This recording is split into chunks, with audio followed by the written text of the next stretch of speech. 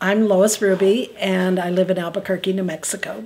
And I'm Tom Ruby, her husband, and I also live, coincidentally, in Albuquerque, New Mexico, in the same home as she does.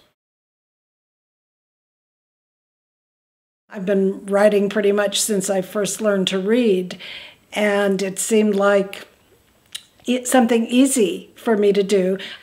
I've been writing books for young people, for middle graders from about fourth grade up through high school for the last 35 years.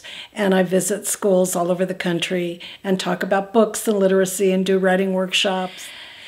I've had 14 books published, and some of them stay in print, some of them go out of print quickly, but some of them are used in schools around the country, and that's fun when I can go to schools and talk to kids who've actually been reading my books, or the books have been introduced to the curriculum, because they're all fiction, but sometimes it's very valuable, I think, to read historical fiction in particular that fits in with the curriculum, because I think it makes history come alive. Although my books are on all different subjects and all different time periods, they are really all about the theme of justice.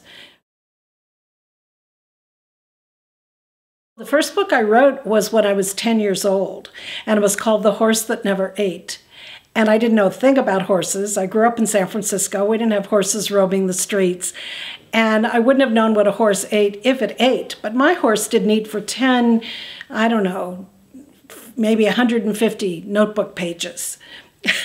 So you can imagine what an exciting story that was. And fortunately, it never got published. The first book was called Arriving at a Place You've Never Left, which is a very long, complex title that nobody can remember, but it comes from a poem by E.E. Cummings.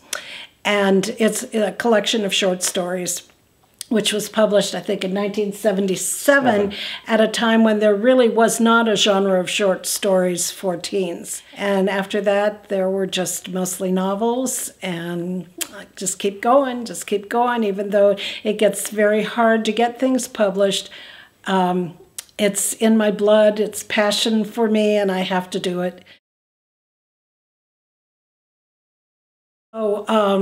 Actually, I've been doing the writing workshops pretty much since I started visiting schools, which is maybe 25 years ago.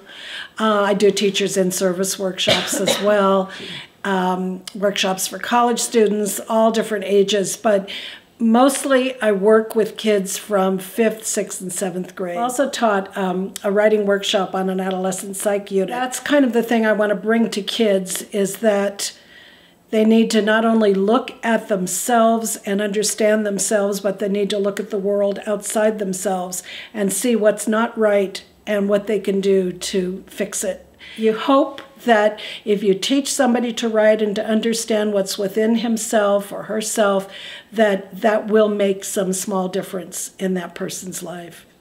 And I've had kids tell me that it has made a big difference to them. So that's tremendously rewarding. Well, I'm semi-retired. I used to have a full practice in Wichita. I'd see patients 5.5 days a week. I vowed when I turned off the light in my office that was going to be it. I would not be seeing any more patients.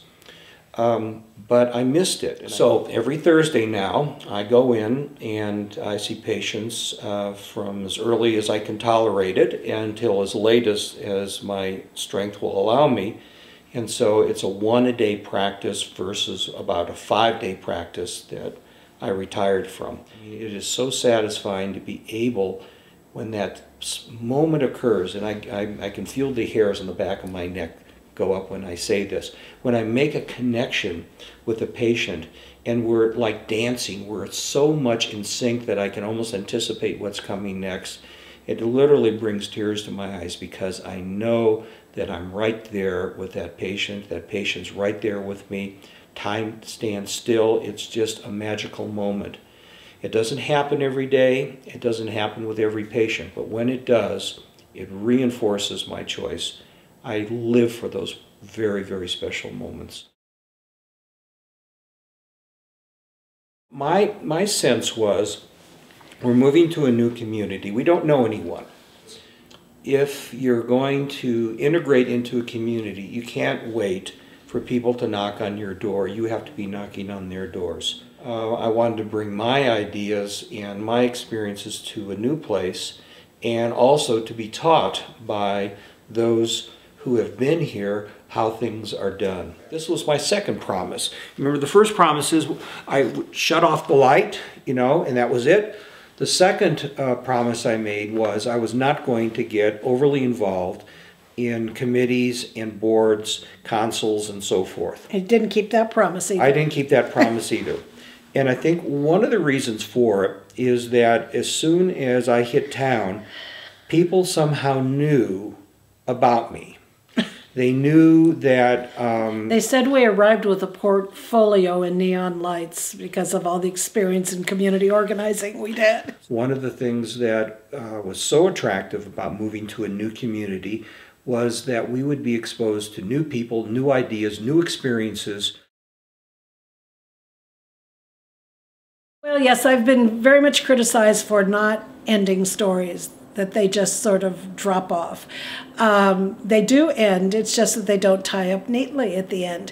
And the whole point of that is that if kids read my books, I want them to decide for themselves what happens next. I don't know whether kids have gotten a message specifically about justice. I think what they've gotten is a message that says you really have to look at things and decide for yourself what's right and what's wrong. My passion, like Lois talks about her writing, my passion is working with people and helping them.